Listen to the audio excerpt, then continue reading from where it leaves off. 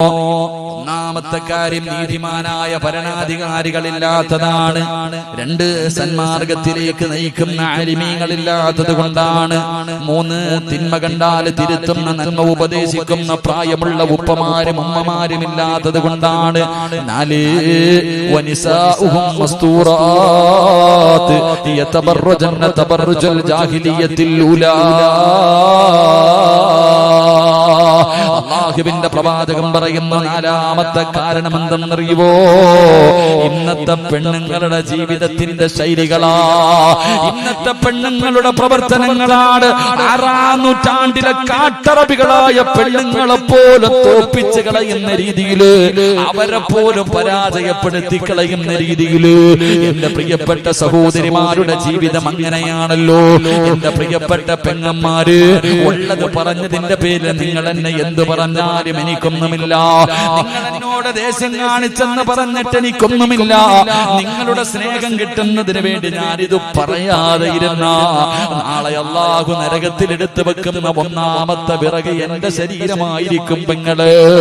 അതുകൊണ്ട് എന്റെ പ്രിയപ്പെട്ട ഉമ്മമാരോട് പെങ്ങന്മാരോട്, അല്ലാഹുവേ, ഇന്നത്തെ മുസ്ലിം പെണ്ണിന്റെ ജീവിത ശൈലികൾ കണ്ടാൽ, അവളുടെ നടത്തവും അവളുടെ സ്വഭാവവും അവളുടെ പ്രവർത്തനങ്ങളും കണ്ടാൽ എന്റെ പ്രിയമുള്ളവരെ നമുക്ക് അത്ഭുതം സംഭവിച്ചു പോവുകയാണ്. ഇന്നത്തെ പെണ്ണുങ്ങൾക്ക് എന്തേ സംഭവിച്ചത്? ഇന്നത്തെ എന്റെ പ്രിയപ്പെട്ട പെങ്ങന്മാർക്ക് എന്തേ സംഭവിച്ചത്? എന്തെല്ലാം കോമാളിത്തരങ്ങളാണ്, എന്തെല്ലാം പേക്കൂത്തുകളാണ്. അല്ലാഹുവിനും അവന്റെ പ്രവാചകനും ഇഷ്ടപ്പെടാത്ത കാര്യങ്ങൾ ചെയ്യുന്നതിൽ എന്റെ പെങ്ങൾക്ക് യാതൊരു പേടിയുമില്ല. അവൾക്ക് മരണത്തെ കുറിച്ചുള്ള ചിന്തയില്ല, ഖബറിനെ കുറിച്ചുള്ള ചിന്തയില്ല, നാളെ പടച്ച റബ്ബിന്റെ പരലോകത്ത് ചെന്ന് നിൽക്കേണ്ടവളാണെന്നുള്ള ഓർമ്മയില്ല. ചെയ്തു കൂട്ടിയത് മുഴുവനും പിടിച്ചു നിർത്തിയിട്ട് അല്ലാഹു എന്നെ ചോദിക്കുന്ന ഒരു ദിവസം വരാനുണ്ടെന്ന് എന്റെ പ്രിയപ്പെട്ട പെങ്ങന്മാര് മറന്നു പോവുകയാണ്. എല്ലാവരും ടിക്ടോക്കിന്റെ പുറകിലാ. എന്റെ പ്രിയപ്പെട്ട മുസ്ലിം പെണ്ണേ,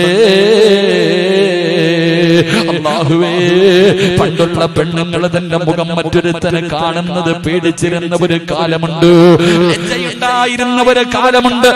അവന്റെ മുന്നിൽ വന്ന് സംസാരിക്കാൻ മടി കാണിച്ചിരുന്ന പെണ്ണുങ്ങളുടെ കാലമുണ്ട്. പക്ഷേ ഇന്ന് പടച്ചവനെ,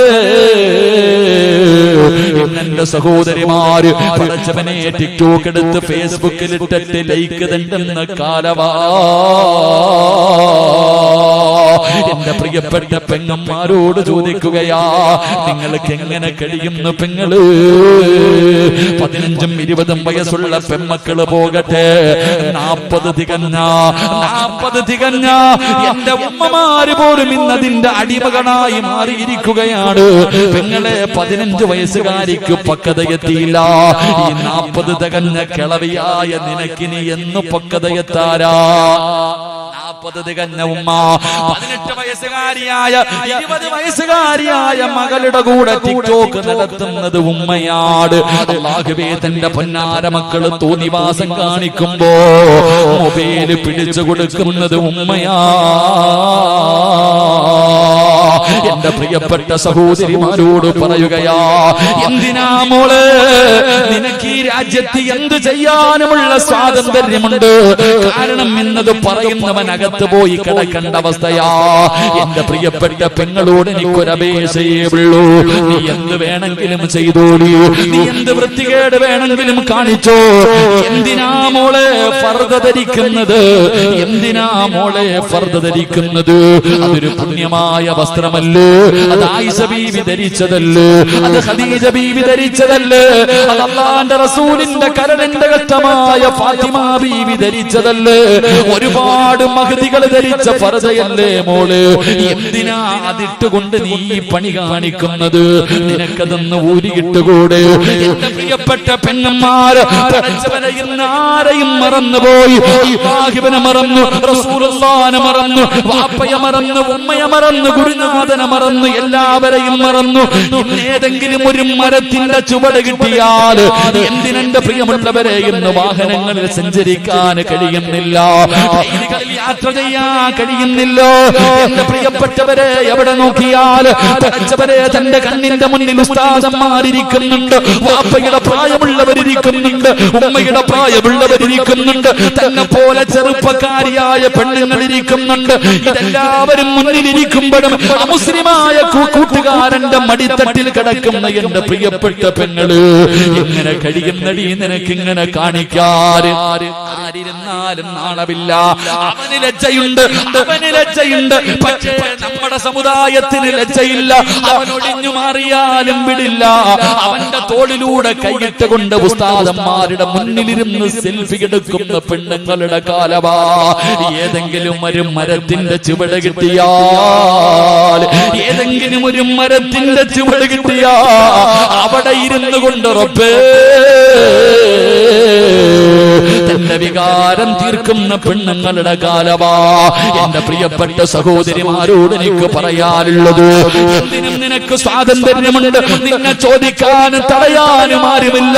എന്ത് വേണമെങ്കിലും നിനക്ക് ചെയ്യാം. അതിനാ നിനക്കെതിരെ ആരെങ്കിലും പറഞ്ഞ അവനെ പിടിച്ചകത്തിടാനും ആളുണ്ട്. നിനക്ക് പ്രോത്സാഹനം തരാൻ ആളുണ്ട്, നിനക്ക് കൊടി പിടിക്കാൻ ആളുണ്ട്, നിന്നെ സഹായിക്കാൻ ആളുണ്ട്. പക്ഷേ ഇങ്ങനെ നടക്കുന്ന പെണ്ണുങ്ങളോട് എനിക്ക് പറയാറുള്ളത്, ഒരു ദിവസം നിനക്ക് വരുമ്പോ നീ ഇവരെ എല്ലാവരെയും വിളിക്കണം മോള്.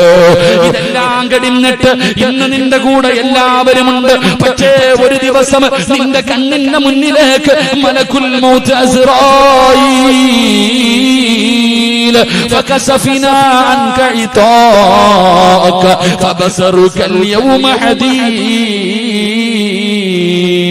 നിന്റെ കണ്ണിന്റെ മുന്നിലേക്ക് മലക്കുൽ മൗത്ത് അനുയായികളും ഇറങ്ങി വരും. അവര് പറയും കൊണ്ടുപോകാമെന്നതാടി, നിന്നെ റൂഹ് പിടിക്കാമെന്നതാണ്. വിളിച്ച് കൊടി പിടിച്ചവര്, പ്രോത്സാഹനം തന്നവര്, കൂടെ നടന്നവര്, സൈർ ചെയ്തവര്, നിനക്ക് ലൈക്ക് തന്നവര് എല്ലാവരെയും വിളിക്കില്ല. പടച്ചവനെ ആ മരണത്തിന്റെ രംഗം ഇങ്ങനെ കടന്നു വരുമ്പോ അതാ അവരുകൾ പറയുന്നു, കല്ലാ ഇദാ ബലഗത്തി തറാഖിയ വഖീല മൻ റാഖ് വظن أنه الفراق والتفت الساق بالساق إلى ربك يومئذ المساق. മലക്കുകൾ പറയുന്ന ദിവസം ആര് വരുമടി നിന്നെ രക്ഷിക്കാൻ? ആ മരണത്തിൽ നിന്ന് രക്ഷിക്കാൻ ആരാ നിനക്ക് വരുന്നത്? ഇതെല്ലാം കഴിഞ്ഞിട്ട് നാളെ ഇന്നിങ്ങനെ നടക്കുമ്പോ അമ്മ നിന്നെ ഇങ്ങനെ വെറുതെ വിട്ടിരിക്കുകയാണ്. ഓന്തോടിയാൽ എവിടെ വരെ ഓടും പെണ്ണ്, നീ പോയാൽ എവിടെ വരെ പോകുമടി? ഈ ഓട്ടത്തിനൊരവസാനമുണ്ട്. അല്ല പറയുകയാ, അല്ല പറയുകയാ, വത്തഖൂ യൗമൻ തുർജഊന ഫീഹി ഇലല്ലാഹ്. എവിടെ പോയാൽ ഒരു ദിവസം നീ എന്റെ മുന്നിൽ തിരിച്ചു വരുമടി. നീ എവിടെ പോയാൽ നാളെ എന്റെ മുന്നിൽ വന്ന് നിൽക്കുന്ന ഒരു ദിവസം നിനക്ക് വരാനുണ്ട്. അതുകൊണ്ട് പെങ്ങളോട് പറയുകയാ, ഇന്നെല്ലാ ഫ്രണ്ട്ഷിപ്പാണ്. ഇവന്റെ കയ്യിൽ പിടിച്ചാലും കുറ്റം പറയാ പാടില്ല. ഇന്നലക്ക് കൂട്ടുകാരാണ്. പെങ്ങളെ വ്യഭിചാരമെന്ന് പറഞ്ഞാൽ ആണും പെണ്ണും കിടപ്പറയിൽ കിടന്ന് ശാരീരികമായി ബന്ധപ്പെടുന്നതിന് മാത്രമല്ല വ്യഭിചാരമെന്ന് പറഞ്ഞത്. അല്ല വ്യഭിചരിക്കരുതെന്നല്ല പറഞ്ഞത്. വലാ തഖറബുസ്സിനാ ഇന്നഹു കാന ഫാഹിശാ. വ്യഭിചരിക്കരുതെന്നല്ല പറഞ്ഞത്. നിങ്ങൾ അടുക്കല്ലേ, നിങ്ങൾ അടുക്കല്ലേ. അവന്റെ കയ്യിൽ പിടിക്കുന്നത് വ്യഭിചാരമാണ്. അവനെ കാണുന്നത് വ്യഭിചാരമാണ്. അവനോട് സംസാരിക്കുന്നത് വ്യഭിചാരമാണ്. അവൻ പറയുന്നത് കേൾക്കുന്നത് വ്യഭിചാരമാണ്. അവനെ കുറിച്ച് ചിന്തിക്കുന്നത് വ്യഭിചാരമാണ്. ഇത് വ്യഭിചാരമാണ്, വ്യഭിചാരമാണ്. ഇങ്ങനെ വ്യഭിചരിക്ക് നടക്കുന്നവന്റെ ആയുസ് കുറവാണ്. ഇങ്ങനെ വ്യഭിചരിച്ച് നടക്കുന്നവന്റെ ആയുസ് കുറവാണ് പൊന്നുമോനെ. അതുകൊണ്ട് എന്റെ പ്രിയപ്പെട്ട പെങ്ങന്മാരോട് പറയുകയാ, അഹങ്കാരം കുറയ്ക്ക് പെണ്ണേ, ഒന്ന് താഴെ ഇറങ്ങടി പൊന്നുമോള്.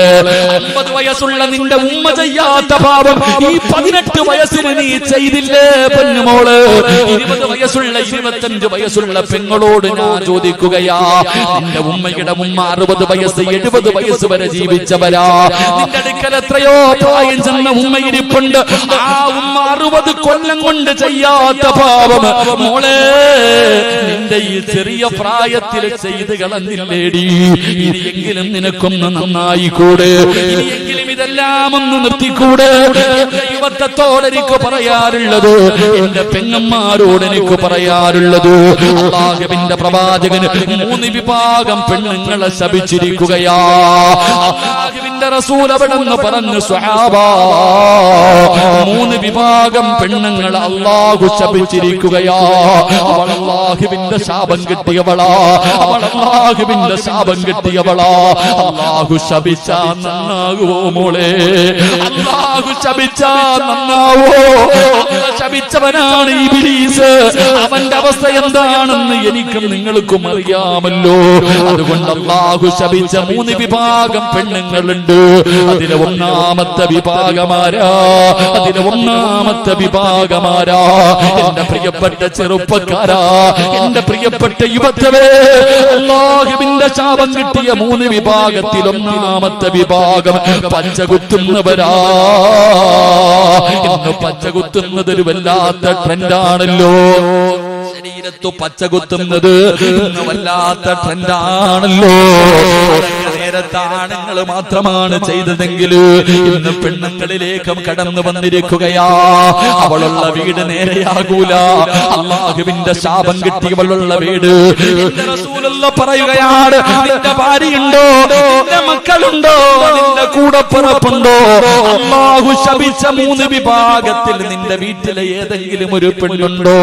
റസൂലുള്ള പറയുകയാ, പച്ചകുത്തുന്നവരെ അല്ലാഹു ശപിച്ചിട്ടുണ്ട്. രണ്ടാമത്തെ വിഭാഗം ആരെന്നറിയോ? ചെറുപ്പക്കാരാ, നീ ചോദിക്കുമല്ലോ, ഉസ്താദേ എന്ത് ചെയ്തിട്ടും ഞാൻ എന്തേ നേരെയാകാത്തത്?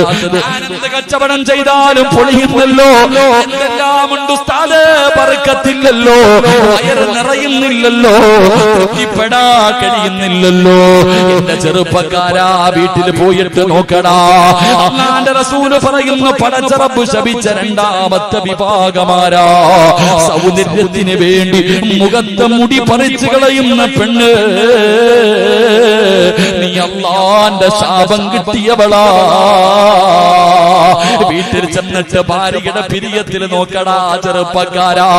നിന്റെ ഉമ്മയുടെ വയറ്റിൽ കിടന്ന തെറ്റ് കണ്ടാ തിരുത്തേണ്ടവനാണ് നീ. നിന്റെ പെങ്ങളുടെ നെറ്റിയിൽ അവളുടെ മുഖത്തേക്ക് നോക്ക്, നിന്റെ സഹോദരിയുടെ മുഖത്ത് നോക്ക്, നിന്റെ ഭാര്യയുടെ മുഖത്ത് നോക്ക്, നിന്റെ പെമ്മക്കളുടെ മുഖത്ത് നോക്ക്. ഇന്ന് പെണ്ണുങ്ങളല്ല സൗന്ദര്യവർദ്ധനവിന് വേണ്ടി പടച്ചവനെ അവരുടെ ശരീരത്തിലെ മുടി പിടിത് കളയുകയാണ്. ഇന്നെല്ലാം മോഡലാ, പുടുത്ത നാറുപടി പൊന്നുമോള്, മണ്ണ് തിന്നണ്ട ശരീരവാ. എത്രയൊക്കെ സൗന്ദര്യമുള്ളവളാണെങ്കിലും 3ന്റെ അന്ന് കബറങ്ങാടം പൊളിച്ചാ അല്ലാഹുവേ, ചിതലും പുഴുക്കളും താവളം പെരുത്തുണ്ടതിൽ സന്തോഷമാണവകൾക്കു നീ ചെല്ലുന്നതിൽ. പൊൻവർണ്ണ കോമള മൃദുലമായ ശരീരമിൽ സമരത്തിലാണ് പരസ്പരം തിന്നുന്നതിൽ. കാർഡില്ലറേഷന് വേണ്ട പോലതിലുണ്ട്, ക്യൂ സിസ്റ്റമില്ല, തള്ളലാണത് കൊണ്ട്. ഇതെല്ലാം പുഴുക്കൾ തിന്നുന്ന ഒരു ദിവസം വരാനുണ്ട് മോളെ. നിന്റെ സൗന്ദര്യം നാട്ടുകാർക്ക് കാണാനുള്ളതല്ല, നിന്റെ സൗന്ദര്യം നിന്റെ ഭർത്താവിന് ആസ്വദിക്കാനുള്ളതാ. നാട്ടുകാരുടെ മുന്നിൽ സൗന്ദര്യമുള്ളവളാണെന്ന് തെളിയിക്കാ. തന്റെ മുഖത്തിലെയും തന്റെ പെരിയത്തിലെയും മുടി പിഴുതു കളയുന്ന ഉമ്മമാരെ, അല്ലാഹു ശപിച്ചവളാണ് നീ, അല്ലാഹുവിന്റെ ശാപം കിട്ടിയവളാണ് നീ. അങ്ങനെ ഏതെങ്കിലും ഒരു പെണ്ണു ഈ മഹാനിന്റെ ചാരത്ത് വന്നിരിപ്പുണ്ടോ? അല്ലാഹ് അള്ളാന്റെ മുന്നിൽ പൊട്ടിക്കരഞ്ഞ് തൗബ ചെയ്തോ, അള്ളാഹുവിന്റെ മുന്നിൽ പൊട്ടിക്കരഞ്ഞിട്ട് തൗബ ചെയ്തിട്ട് അള്ളാഹുവിന്റെ സ്നേഹം നേടാതെ പോകല്ലേ. മൂന്നാമത്തെ വിഭാഗമാരാ? അള്ളാഹുവിന്റെ ശാപം കിട്ടുന്ന മൂന്നാമത്തെ വിഭാഗം എന്റെ പ്രിയപ്പെട്ടവരെ, നരച്ച മുടി മറയ്ക്കുന്നവരാ. പടച്ചവനെ ഇന്ന് പ്രായം മറയ്ക്കാതെ, പടച്ചവനെ നരച്ച മുടിയുടെ മുന്നില് എന്റെ പ്രിയപ്പെട്ടവരെ കറുത്ത പെയിന്റടിച്ചിട്ട് നടക്കുന്ന ചെറുപ്പക്കാരാ, എന്റെ പ്രിയപ്പെട്ട പെങ്ങന്മാര്, അല്ലാഹുവിന്റെ റസൂൽ അവിടെന്ന് പറയുകയാ, നീ ശാപം കിട്ടിയവളാണ്, പടച്ചറപ്പിന്റെ ശാപം കിട്ടിയവളാണ്. അതുകൊണ്ട് എന്റെ പ്രിയപ്പെട്ട മാതാപിതാക്കളോട് പറയുകയാണ്, ഈ പറയുന്ന മൂന്ന് വിഭാഗം പെണ്ണുങ്ങൾ നിന്റെ വീട്ടിലുണ്ടോ? അവർ അല്ലാഹുവിന്റെ ശാപം വാങ്ങുന്നവരാ. അതുകൊണ്ട് എന്റെ പ്രിയപ്പെട്ട സഹോദരിമാരോട്, എന്റെ പെങ്ങന്മാരോട് എനിക്ക് പറയാനുള്ളത്, നിങ്ങൾ പടച്ചവനെ ഭയന്ന് ജീവിക്കൂ, അല്ലാഹുവിനെ മറന്നു പോകല്ലേ, വന്ന വഴി മറന്നു പോകല്ലേ. നിങ്ങള് എല്ലാ പാവങ്ങളും കെടികളാ. ഇടയ്ക്കിടയ്ക്ക് നോവല് വായിക്കുന്നതൊക്കെ എടുത്ത് മാറ്റൂ. എന്തിനാ സിനിമാ താരങ്ങളെ കണ്ടുപിടിക്കുന്നത്, സീരിയൽ നടിമാരെ കണ്ടുപിടിക്കുന്നത്, മോഡലുകളുടെ ചരിത്രം വായിക്കുന്നത്? നിങ്ങളെ നിന്നെ പോലെ വികാര വിചാരമുള്ള പച്ചയിറച്ചിയുള്ള നിന്റെ കാല് കാലാരടകുള്ള, നിന്നെക്കാലും ഒരുപാട് സ്വപ്നങ്ങളും പ്രതീക്ഷകളുമായി കഴിഞ്ഞിരുന്ന എത്രയോ മഹദിമാരുണ്ട്. ആയിഷ ബീവിയുടെ ചരിത്രം എടുത്ത് വായിച്ചു നോക്ക്, ഖദീജ ബീവിയുടെ ചരിത്രം എടുത്ത് വായിച്ചു നോക്ക്, ഫാത്തിമ ബീവിയുടെ ചരിത്രം എടുത്ത് വായിച്ചു നോക്ക്. ഒരുപാട് സഹാബി വനിതകളുടെ ചരിത്രം നിനക്ക് പഠിക്കാറില്ലേ? നഫീസത്തുൽ മിസ്രിയ എന്തൊരു സൗന്ദര്യമുള്ള പെണ്ണായിരുന്നു. ആ മിസ്റിന്റെ മാണിക്യത്തിന്റെ ചരിത്രം നീ വായിച്ചു നോക്കാത്തതുണ്ട്. നൂറിൽ മിസ്രിയാനെ നിനക്കറിയുമല്ലോ, മൈമൂനത്തിൽ മിസ്രിയാനെ നിനക്കറിയുമല്ലോ. ഒരുപാട് മഹദികളുടെ ചരിത്രം നിനക്ക് വായിക്കാൻ പഠിക്കാനുണ്ടല്ലോ. ഇടയ്ക്കിടയ്ക്ക് സമയം കിട്ടുമ്പോ അവരൊക്കെ അവരുടെ ചരിത്രങ്ങളും വായിച്ചു നോക്കിയിട്ട് നിന്റെ ജീവിതത്തിൽ മാറ്റം വരുത്താ തീരുമാനിച്ചോ? എന്റെ പ്രിയപ്പെട്ട പെങ്ങൾക്ക് ഞാനൊരു ചരിത്രം പറഞ്ഞു തരാ. മഹാനായ നബി മുഹമ്മദ് മുസ്തഫ സല്ലല്ലാഹു അലൈഹി വസല്ലമ തങ്ങള്, എന്റെ പ്രിയപ്പെട്ട പെങ്ങള്, സ്വന്തം നിലനിൽപ്പിന് വേണ്ടി പടച്ച റബ്ബിന്റെ ദീൻ മറന്നു പോകുന്ന ഏത് വൃത്തികേടുകൾക്കും കൂട്ടു നിൽക്കാൻ തയ്യാറാകുന്ന യുവത്വേ, അല്ലാഹുവിന്റെ പ്രവാചകൻ അവിടെന്ന് പറയുകയാണ്, ദഖൽതുൽ ജന്ന വസമിഅത് ഖശബതൻ. അല്ലാഹുവിന്റെ പ്രവാചകൻ സ്വർഗ്ഗത്തിലൂടെ നടന്നു പോകുമ്പോ അതാ മുത്തുനബിയുടെ മുന്നിലൂടെ സ്വർഗ്ഗത്തിൽ ഒരു പെണ്ണിങ്ങനെ നടന്നു പോവുകയാ. അല്ലാഹുവിന്റെ പ്രവാചകന്റെ മുന്നിലൂടെ സ്വർഗ്ഗത്തിൽ ഒരു പെണ്ണിങ്ങനെ നടന്നു പോവുകയാണ്. ആരാണെന്നറിയുന്നില്ല. അല്ലാഹുവിന്റെ റസൂലിന് വല്ലാത്ത അത്ഭുതമായി പടച്ചവര്, എന്നെക്കാലം മുമ്പേ സ്വർഗ്ഗത്തിൽ ഒരു പെണ്ണ് കടന്നു പോകുന്നു. മുത്തുനബിയാണ് സ്വർഗ്ഗം തുറക്കുന്നത്. അല്ലാഹുവിന്റെ പ്രവാചകന് സ്വർഗ്ഗത്തിലേക്ക് കടന്നു ചെല്ലുമ്പോ അല്ലാഹുവിന്റെ പ്രവാചകന്റെ മുന്നിലൂടെ നടന്നു പോകുന്ന ഒരു പെണ്ണിനെ കാണുകയാണ്. അല്ലാഹുവിന്റെ റസൂൽ ചോദിക്കുകയാണ്, ഫഖുൽതു മൻ ഹൗലാ, ആരാ എന്റെ മുന്നിലൂടെ നടന്നു പോകുന്ന ആ പെണ്ണാരാ? ആ സമയത്ത് മലക്കുകൾ പറയുകയാണ്, യാ റസൂലല്ലാഹ് ഹാദിഹി റുമൈസ, അത് റുമൈസയാണ് നബിയേ, അത് റുമൈസയാണ് നബിയേ. ആരാണ് റുമൈസ എന്നറിയുമോ? അനസ് ഇബ്നു മാലിക് റളിയല്ലാഹു തആല അൻഹു, അനസ് റളിയല്ലാഹു തആല അൻഹുവിന്റെ പ്രിയപ്പെട്ട മാതാവാണ് Mahdi Ummu Sulaim. Ummu Sulaim റളിയല്ലാഹു തആല അൻഹ, എന്റെ പ്രിയപ്പെട്ട പെങ്ങന്മാർക്ക് ആ സഹാബി വനിതയുടെ ചരിത്രം അറിയുമോ? അനസ് റളിയല്ലാഹു തആല അൻഹുവിന്റെ ഉമ്മയാണ്.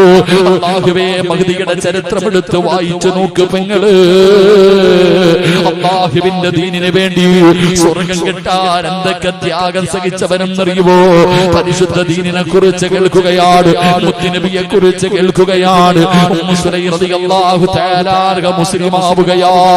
അല്ലാഹുവിന്റെ ദീനിലേക്ക് ഷഹാദത്ത് കലിമ പറഞ്ഞിട്ട് കടന്നു വരികയാണ്. മുസ്ലിമായിട്ട് ഉമ്മു സുലൈം എന്ന പെണ്ണ് തന്റെ പൊന്നാര അരസെന്ന് പറയുന്ന പിഞ്ചു മകന്റെ കയ്യിൽ പിടിച്ചുകൊണ്ട് വീട്ടിലേക്ക് കടന്നു ചെല്ലുമ്പോ മാലിക് എന്ന ഭർത്താവ് പറയുന്ന ഉമ്മു സുലൈം, എനിക്ക് നിനക്ക് എന്നെ വേണോ, പുതിയ മതം വേണോ? നിനക്ക് ഇസ്ലാം മതമാണോ വേണ്ടത്, എന്നെയാണോ നിനക്ക് വേണ്ടത്? ഭർത്താവ് തന്റെ ഭാര്യയോട് ചോദിക്കുമ്പോ കുഞ്ഞിനെ കയ്യിൽ പിടിച്ചിട്ട് ഉമ്മു സുലൈം പറയുന്നു, മാലിക്കേ, എനിക്ക് നിങ്ങളെക്കാളും വലുത് അല്ലാഹുവിന്റെ ദീനാ. എനിക്ക് പടച്ച റബ്ബിനെയാ വേണ്ടത്, എനിക്ക് മുത്തുനബിയാണ് വേണ്ടത്.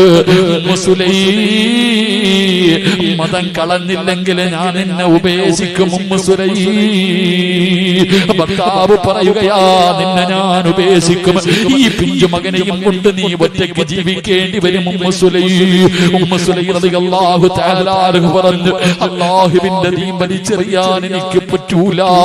എനിക്ക് അല്ലാഹുവിനെ വേണം, എനിക്ക് മുത്തുനബിയെ വേണം, എനിക്ക് എന്റെ ദീൻ വേണം. അതുപോലെ നിങ്ങളെയും എനിക്ക് വേണം, നിങ്ങളെ ഉപേക്ഷിക്കാൻ എനിക്ക് കഴിയില്ല.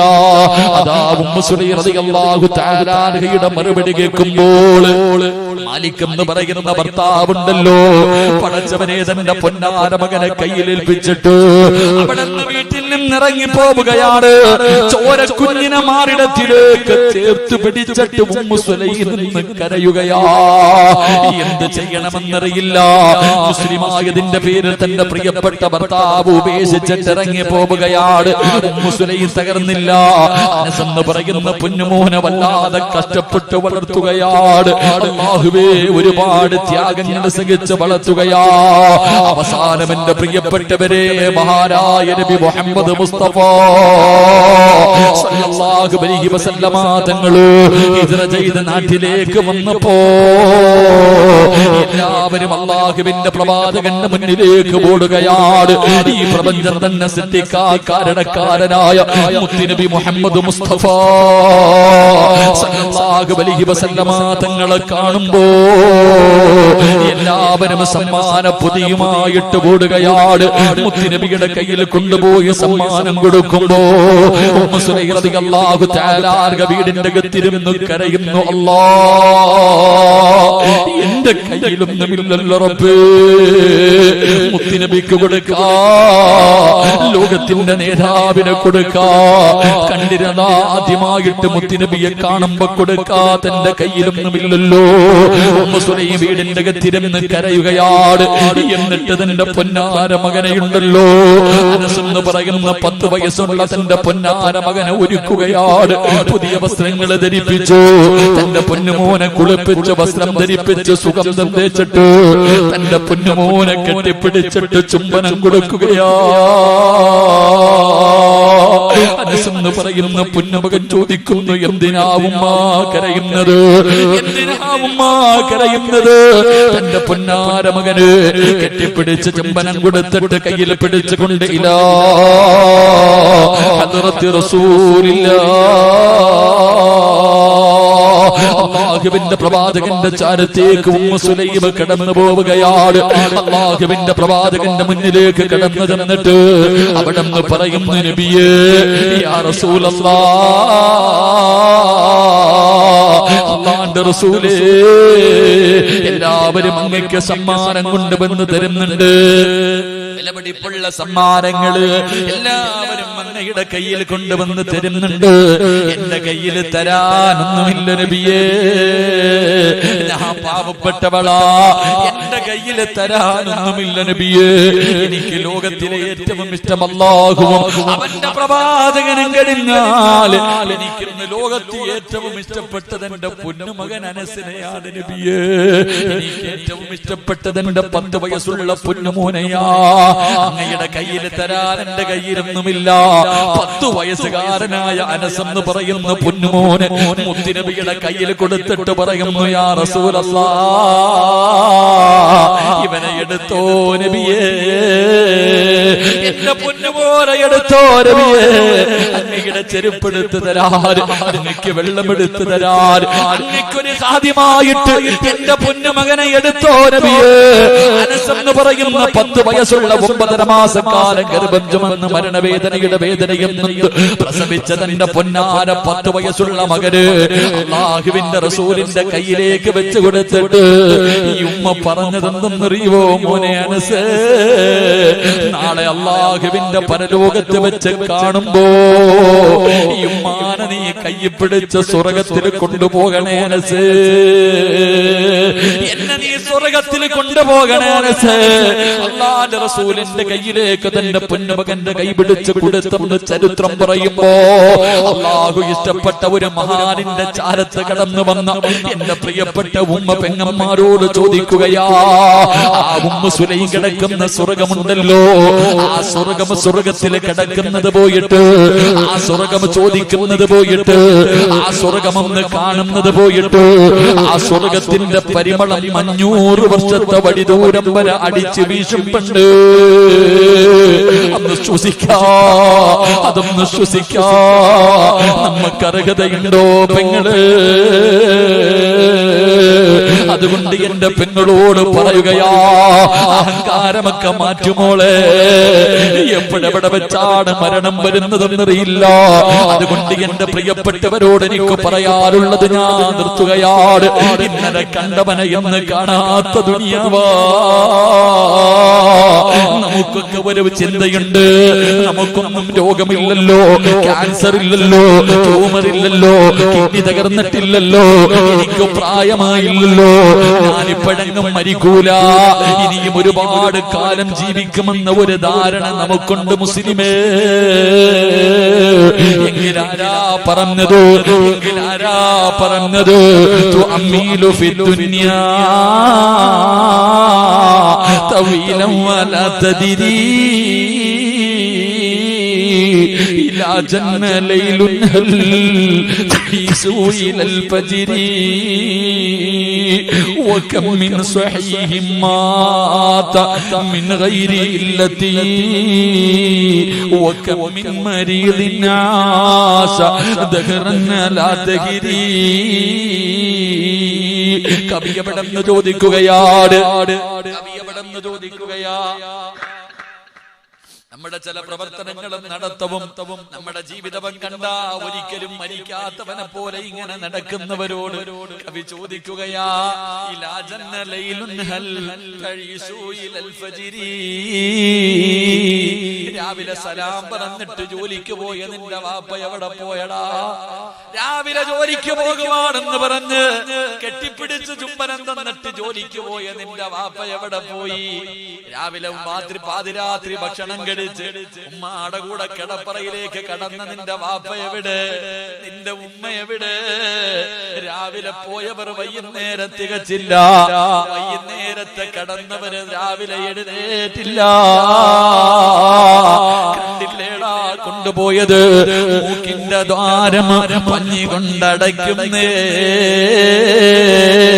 കാണേണ്ടവർ കണ്ടോ ഇതാ പൊതിയുന്നേ. മയ്യത്തുകട്ടിൽ തോളിലേക്കുയരുന്നേ, പുരയ്ക്കുള്ളിലപ്പോൾ രോദനം ഉയരുന്നേ. അരുമക്കിടാങ്ങൾ വാപ്പയെ വിളിക്കുന്നേ, അതിനുത്തരം നൽകാതെ നീ കിടക്കുന്നേ. വെള്ള തുണിയിലേക്ക് കുളിപ്പിച്ചിട്ട് നിന്റെ വാപ്പാനെ കൊണ്ടുകിടത്തി, നിന്റെ ഉമ്മാനെ കൊണ്ടുകിടത്തി, നിന്റെ കുടുംബത്തിലെ പലരെയും കൊണ്ടുകിടത്തി, മൂക്കിന്റെ താരത്ത് പഞ്ഞികെടുത്ത് വെച്ചു, ചെവിയിലും വായിലും കണ്ണിലുമെല്ലാം പഞ്ഞികെടുത്ത് വെച്ച് 3 കഷ്ടം വെള്ള തുണിയെടുത്ത് പൊതിഞ്ഞിട്ട് അതാ തലയിലും കാലിലും തുണിയങ്ങ് ചുരുട്ടിയിട്ട് 3 കെട്ട് കെട്ടിയിട്ട് പള്ളിയിൽ നിന്ന് കൊണ്ടുവന്ന മയ്യത്ത് കെട്ടിനകത്ത് എടുത്തു വെച്ച് 6 പേര് ചുമന്നുകൊണ്ട് പള്ളിപ്പറമ്പിൽ കൊണ്ടുപോയി കുടിച്ചിട്ട് കുടിച്ചിട്ടില്ലടാ. എന്തേ ചിന്തിക്കാത്തത്?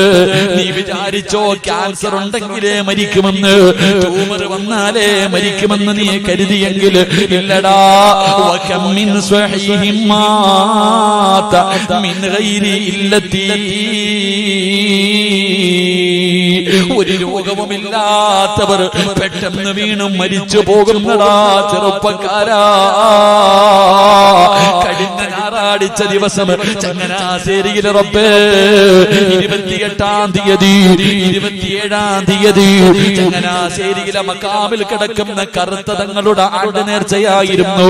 എന്റെ പ്രിയപ്പെട്ടവരെ, എന്റെ മഹല്ലില്, ഞാൻ ജോലി ചെയ്യുന്ന മഹല്ലില് അതാ 18 വയസ്സുള്ള ചെറുപ്പക്കാരൻ പടച്ചവനെ ഗൾഫിൽ നിന്ന് വന്നതാണ്, ഗൾഫിൽ നിന്ന് വന്നതാണ്. തന്റെ പൊന്നാര മകനെ കൊണ്ടുവന്ന് വിട്ടിട്ട് വാപ്പ അങ്ങോട്ട് പോയതേ ഉള്ളൂ. ഒരു ദിവസമേ കഴിഞ്ഞുള്ളൂ. 18 വയസ്സുള്ള പൊന്നുമോ ഭക്ഷണം കഴിഞ്ഞിട്ട് കിടന്നതാ. സുബഹിക്ക് എഴുന്നേറ്റില്ല മോനെ. ചെന്ന് നോക്കുമ്പോ അവന്റെ ശരീരം തണുത്ത് വിറച്ചിരിക്കുകയാ. അവന് ക്യാൻസർ ഇല്ല, അവന് ട്യൂമർ ഇല്ല, ഒരു മാരക രോഗവുമില്ല. അവൻ അറ്റാക്ക് ഉണ്ടാകാ, കൊളസ്ട്രോൾ ഇല്ല, ബ്ലോക്ക് വന്നിട്ടില്ല. രാത്രി കിടക്കുമ്പോ ഒരു തലവേദന പോലുമില്ലാത്ത 18 വയസ്സുകാരമെന്നാറടി മണ്ണിന്റെ അകത്താ. തന്റെ പ്രിയപ്പെട്ട ഭാര്യ പ്രസവിച്ചിട്ട് 6 മാസം. പടച്ചവനെ, എന്റെ പള്ളിയുടെ നമ്മുടെ പരിസരം കോട്ടയം ജില്ലയില് അതാ തന്റെ പൊന്നാര ഭാര്യ പ്രസവിച്ചിട്ട് 6 മാസമായി. 27 വയസ്സുള്ള ചെറുപ്പക്കാരന് വാപ്പയും ഉമ്മയും ഭാര്യയും ഒരുമിച്ചിരുന്ന് രാത്രി ഭക്ഷണം കഴിക്കുകയാണ്. കഴിച്ചുകൊണ്ടിരിക്കുമ്പോ ചോറ് വാരിയിട്ട് വായിലേക്ക് വെക്കാൻ പോകുമ്പോ ഒന്ന് പുറകിലേക്ക് വീണു മോനെ. അനക്കമില്ലടാ. ഹോസ്പിറ്റലിൽ കൊണ്ടുപോകുമ്പോ ഡോക്ടർ പറഞ്ഞു സൈലന്റ് അറ്റാക്കാ. എത്രയോ പിഞ്ചുമക്കളുടെ മയ്യത്ത് കബറടക്കി വരുന്നുണ്ട്, എത്രയോ പിഞ്ചു കുഞ്ഞുങ്ങളുടെ മയ്യത്ത് കബറടക്കി വരുന്നുണ്ട്. എന്തേ നിനക്കും മരിക്കേണ്ടവനാണെന്ന് തോന്നാത്തതെന്താണ്? അതുകൊണ്ട് പറയുകയാ, എപ്പോഴെവിടെ വെച്ചാ വരുന്നതെന്നറിയില്ല, ഏത് രീതിയിലാ വരുന്നതെന്നറിയില്ല. അതുകൊണ്ട് ഒരുങ്ങിക്കോ, അതുകൊണ്ട് ഒരുങ്ങിക്കോ, സ്വന്തം കാര്യം നോക്കിക്കോ. ഇതാ ജാ നസ്റുല്ലാഹി വൽ ഫത്ഹ് വറഅയ്ത الناس يدخلون في دين الله أفواجا فسبح بحمد ربك واستغفره إنه كان توابا. ഇത് മുത്തുനബിയുടെ മരണമെടുത്തു എന്ന് അല്ലാഹുവിന്റെ റസൂലിന്റെ മുന്നിൽ ജിബ്രീൽ വന്നറിയിച്ച ഒന്നാമത്തെ അടയാളമാ. അതുകൊണ്ട് എനിക്കും നിങ്ങളോട്, എന്റെ നഫ്സിനോടും നിങ്ങളോടും എനിക്ക് പറയാറുള്ളത്, സമയമായി, ഈ ലോകം തകരാ സമയമായി. അതിന്റെ അഹങ്കാരമാ കാണുന്നത്. അല്ലാഹുവേ, അതിന്റെ മുമ്പുള്ള പ്രവർത്തനങ്ങളാ കണ്ടുകൊണ്ടിരിക്കുന്നത്. ഇതെല്ലാം ഇടിഞ്ഞു വീഴാറായി. വേണമെങ്കിൽ ഒരുങ്ങിക്കോ, വേണമെങ്കിൽ നന്നായിക്കോ, വേണമെങ്കിൽ പടച്ച റബ്ബിന്റെ സ്നേഹം പിടിച്ചു പറ്റിക്കോ, എന്നിട്ട് രക്ഷപ്പെടാൻ നോക്കിക്കോ. അതുകൊണ്ട് ഫസബ്ബിഹു ബിഹംദി റബ്ബിക, അല്ലാഹുവിലേക്കടുത്തോ, അല്ലാഹുവിലേക്കടുത്തോ. പടച്ച റബ്ബിന്റെ സ്നേഹം വാങ്ങി വെച്ചോ. ഇസ്തിഗ്ഫാറുകൾ അധികമായിട്ട് പറഞ്ഞോ. മരണത്തിന് വേണ്ടി ഒരുങ്ങിക്കോ. അതുകൊണ്ട് എന്റെ പ്രിയപ്പെട്ട പെങ്ങള്, ഭൂമിയിൽ ദുരന്തമുണ്ടാകാറുള്ള 4ാമത്തെ കാരണം എന്തെന്നറിയോ? എന്റെ പ്രിയപ്പെട്ട പെങ്ങന്മാരെ, എല്ലാ പെണ്ണുങ്ങളെയും ഞാൻ കുറ്റപ്പെടുത്തുന്നില്ല, ഞാൻ നിങ്ങളെ ആക്ഷേപിക്കുന്നില്ല. കാരണം നിങ്ങളുടെ കാലിന്റെ ചുവട്ടിലാ സ്വർഗം കിടക്കുന്നത്, ഉമ്മാന്റെ കാൽ ചുവട്ടിലല്ലേ സ്വർഗം കിടക്കുന്നത്. അതുകൊണ്ട് എന്റെ ഉമ്മ പെങ്ങന്മാരെ ഞാൻ അവഹേളിക്കുന്നില്ല, നിങ്ങളെ കുറ്റപ്പെടുത്തുന്നില്ല. പക്ഷേ നിങ്ങളിലെ ചില പെണ്ണുങ്ങളുണ്ടല്ലോ, അവരാറാം നൂറ്റാണ്ടിൽ ജീവിച്ചിരുന്ന കാട്ടറബികളുടെ കാലത്ത് ജീവിച്ചിരുന്ന പെണ്ണുങ്ങളെക്കാലം തരതാഴ്ന്ന ജീവിതമാ.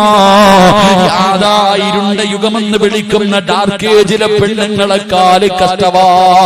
ആ കാലമാണ് മോള് ദുരന്തങ്ങൾ വലിച്ചു വെക്കുന്നതെന്ന് ചരിത്രം പറയുമ്പോ എന്റെ പ്രിയപ്പെട്ടവരെ ഒരുങ്ങിക്കോ. അല്ലാഹുവേ, കരുണക്കടലായ അല്ലാഹ്, നിന്റെ അദാബുകളെ തൊട്ട്, നിന്റെ ദുരന്തങ്ങളെ തൊട്ട് നീ ഞങ്ങളെ കാക്കണേ അല്ലാഹ്, നീ ഞങ്ങളെ കാത്തിരക്ഷിക്കണേ അല്ലാഹ്. പടച്ചവന് ഞങ്ങളുടെ നാടുകള് പ്രകൃതി ദുരന്തങ്ങളെ തൊട്ട് നീ കാത്തിരക്ഷിക്കണേ റബ്ബേ. ഈ സദസ് അതിനൊരു സബബാക്കണേ അല്ലാഹ്. അല്ലാഹു നമ്മളെ എല്ലാവരെയും കാത്തിരക്ഷിക്കുമാറാകട്ടെ, നമ്മുടെ നാടുകളെയും അല്ലാഹു കാത്തിരക്ഷിക്കുമാറാകട്ടെ. എന്റെ പ്രിയമുള്ളവരെ, ദുരന്തങ്ങൾ ഉണ്ടാകാനുള്ള കാരണങ്ങൾ ഈ 4 കാരണങ്ങളാണ്. അല്ലാഹു പഠിക്കാനും മനസ്സിലാക്കാനും അല്ലാഹു ഭാഗ്യം നൽകുമാറാകട്ടെ.